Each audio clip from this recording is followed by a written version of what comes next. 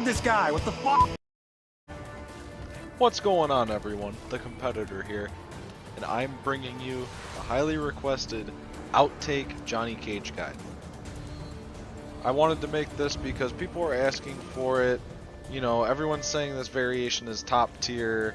He's top 2 in the game, top 1, whatever, which I agree with. And we're going to get into that over the course of this video.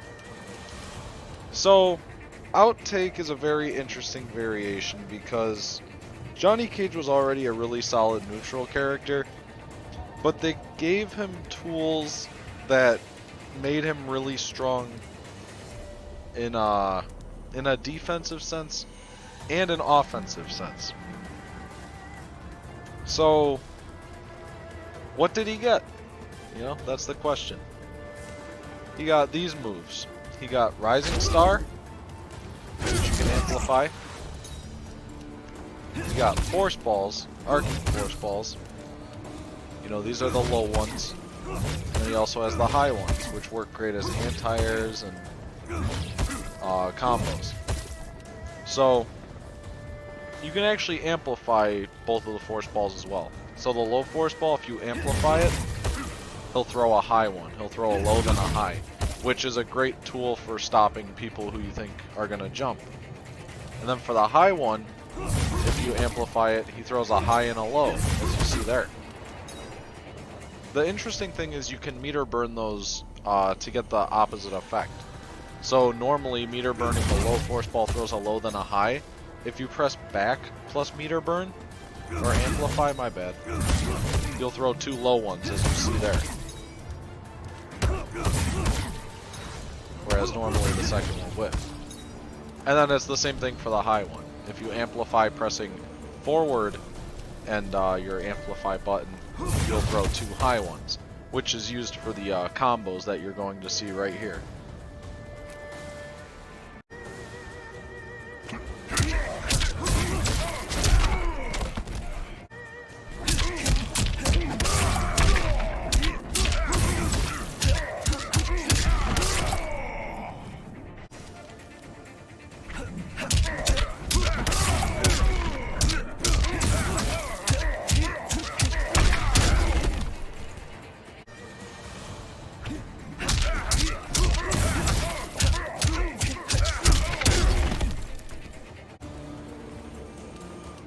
The thing that's great about this variation of Johnny is that it allows you to play him really however you'd like. If you're a more defensive, you know, patient player, you can play him like that. And if you're rush down, want to be in their face, constantly harassing them, it's perfect for that. Let's go over how he plays defensively. So Johnny Cage has always been a strong neutral character in this game. You know, he has moves like back 3, meant to outspace your opponent. He has his down 4. He has a solid wave dash forward. He has a good back dash. All kinds of stuff like that. He has probably some of the best standing anti-airs in the game. And an amazing down 2 anti-air. So already, he's a threat in the neutral and he can really make you play his game. But now, with the addition of his new Force Balls, it makes him a lot scarier. Now, if you go back and watch my sets, you know, recently with this character, you'll see how ridiculous his zoning is. From, you know, playing at my locals to just playing people online.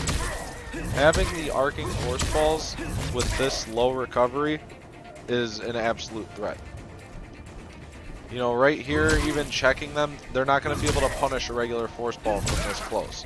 Point blank, yes. But, you know, mid-screen, there's really no risk in throwing it out. Especially since it hits mid.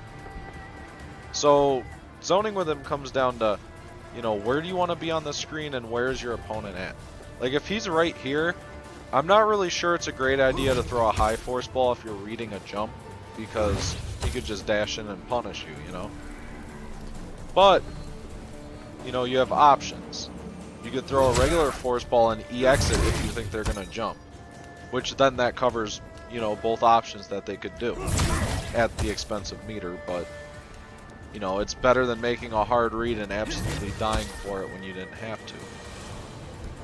And then if you go full screen, he's kind of ridiculous because of how plus these are. Like, Johnny can punch the second that touches them.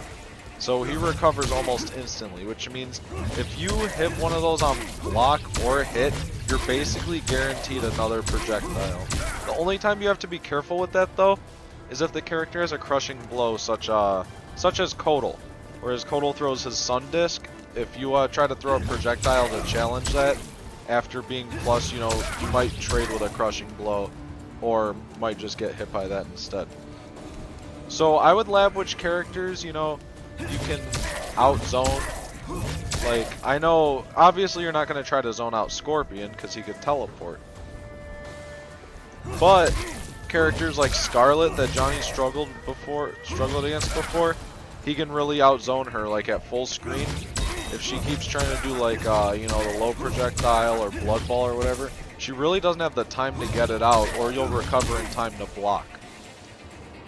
Same thing with Cetrion. If you watch my set versus Nephany from last week, you'll see that Johnny actually outzoned Cetrion, which is wild.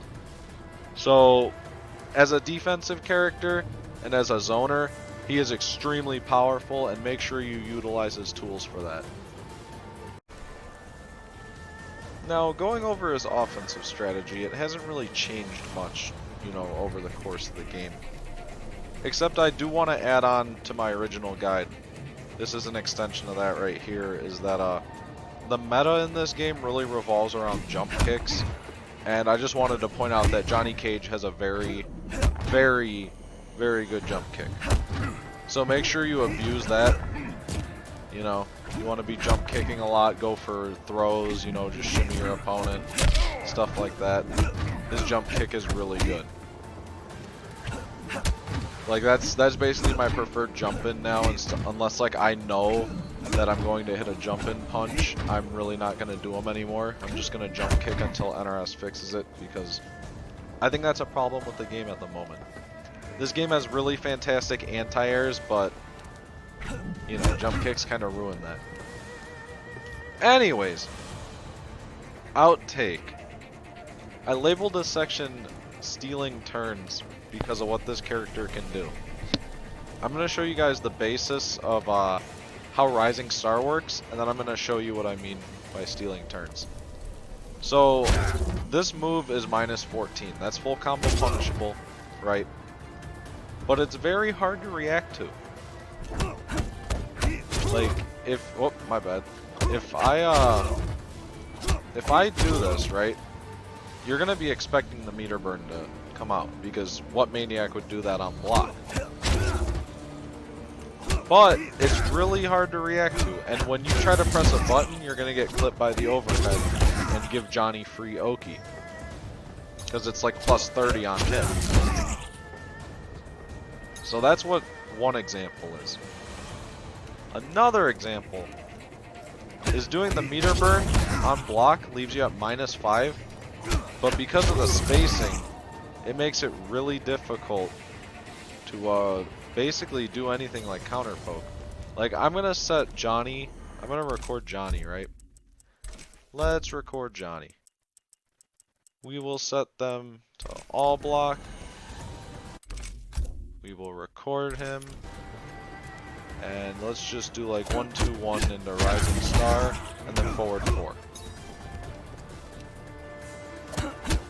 If I try to down 1, you know, it will beat attempts, depending on what you do. But as you see right there, because of the spacing, it actually whiffed. Johnny got a whiff punch. So that is one example of why I said, that you basically turn steal.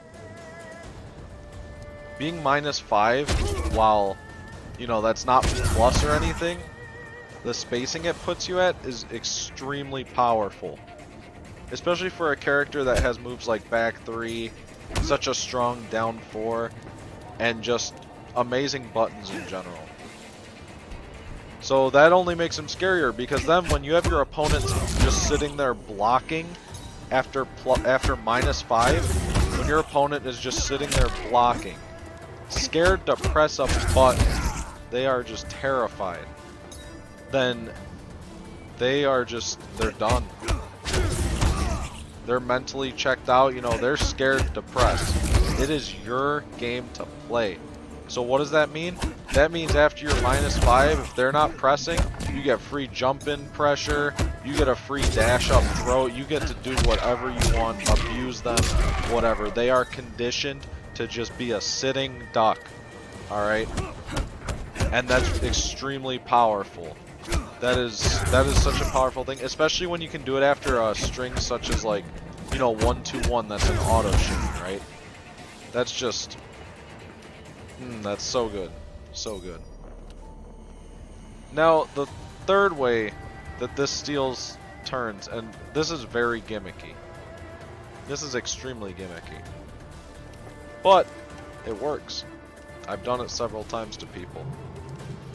So, after any string really, Rising Star connects, except off of his main strings. So you'll notice that it whiffs on this. It whiffs off back 3-4. Well, at certain spacings it whiffs off back 3-4. So you have to be careful about that. Like, maybe it could be a Gearus thing too, because he has a big hitbox. But I know versus some, it whiffs like that. And I think off 2-4-4 it whiffs as well. Now, why that's really good is, you know, they'll be expecting, if they don't like know the matchup inside out, they're gonna get tagged by that and it'll still be your turn. But what I like to do, you know, after my main string 4-3-4-4, if I don't do the meter burn, I could just kind of whiff it and they're stuck there. Like, they're gonna block and respect for the next hit. So knowing that that will whiff, you know, I'll just take my turn with something else. It's a little gimmicky, but in certain situations, it's really, it's useful. Like, I've hit some people in Combat League with it, I've hit people in sets. It's just something to keep in mind. It's not something you should do a lot, but, you know, remind them that, you know, it whiffs after certain strings. So, they should be scared of your options and whether you're going to disrespect them or not. But basically, this variation is extremely scary because how he can condition the opponent after doing this move to not press a button to where he's, you know, pseudo plus on block. And just being able to control anywhere on the screen. Because, like, Johnny in this range is terrifying because of his footsies. And full screen, he's absolutely, you know, ridiculous with his zoning tools now in this variation. So make sure you use that to your advantage on offense and defense. Outtake Johnny Cage is such an amazing variation. It's well-rounded to where it allows you to play the game however you'd really like. You can play him as a defensive zoner, you know, just anti-air your opponent, stop their advances with your EX force balls, you know, make reads on jumps, all kinds of stuff like that.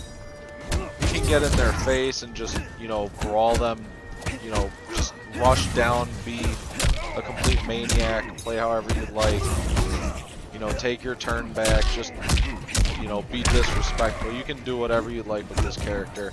Or you could play a mix of both, where, you know, you're zoning and then you go in on them and you sometimes disrespect them, sometimes don't. All kinds of crazy stuff, you know. Just play them however you like. This character doesn't have many weaknesses, which is why I think he's potentially, you know, top 2, top 3 in the game. I don't see him losing many matchups anymore. His strong zoning really, really helps where he used to struggle. Along with, you know, this not whiffing on females, so you actually have a way to end strings and pressure. This is basically Cassie's EX back forward 4 of pre-patch. So he's really strong, guys. I really hope this guide helped you out. Remember to follow me on Twitch and Twitter as well. I'm trying to stream a lot more, but, you know, things are getting in the way, but expect more steady content. I really enjoyed making this guide. And if there's anything else you guys like to learn about MK11, about Johnny Cage, let me know in the comments, you know? Just give me ideas. Give me ideas, whatever you'd like to see. If you want me to cover any topics, cover characters, I could go over some characters. Because I don't only play Johnny, but he's what I like to play the most. You know, if you want to see other guides for Scorpion, of all my other characters, let me know if you're interested. Thank you all for watching. I really hope this helps you out, though. Like, seriously, guys. For anyone wanting to pick up Outtake, this should be your go-to guide. This has everything going over the new moves and how you should play him. He's really not that difficult, so I want to see the Johnny Army out there in Combat League absolutely tearing it up.